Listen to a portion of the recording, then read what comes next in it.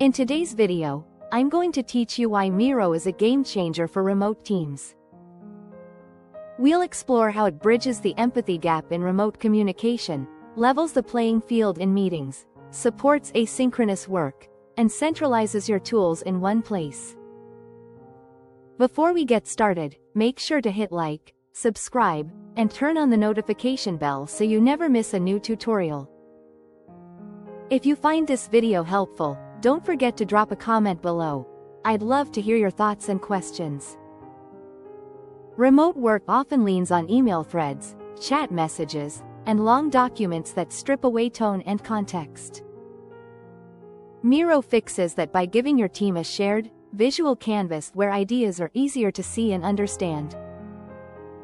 Instead of writing paragraphs to explain a concept, you can sketch a flowchart, drop in sticky notes, or map a process so everyone is literally looking at the same thing. The best part is that the board doesn't disappear when the meeting ends. Unlike a temporary whiteboard, it becomes a living record of your team's thinking, so the history, decisions, and drafts are all there when you return.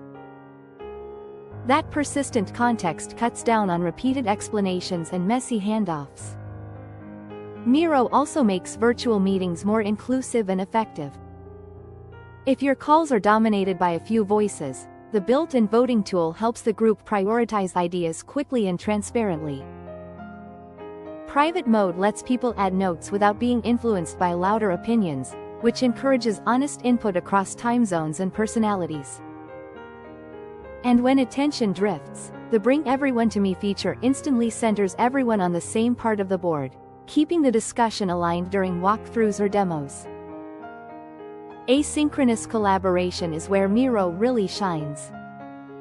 With TalkTrack, you can record a short video or audio tour of the board so teammates absorb updates on their own schedule, no meeting required. Threaded comments pinned to specific items keep conversations in context, while it mentions trigger notifications and connect with tools like Slack or Teams. That means questions, decisions, and next steps live right beside the work, making it a lightweight visual task system.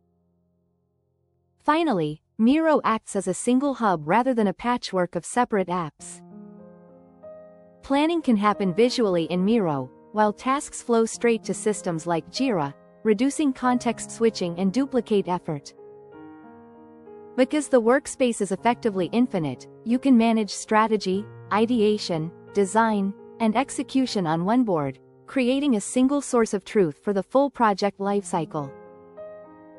To put it all together, use Miro to visualize ideas, run fair and focused meetings, work asynchronously with TalkTrack and comments, and connect the board to the tools your team already relies on. Do that, and your distributed team will feel more aligned, faster, and more confident from kickoff to delivery.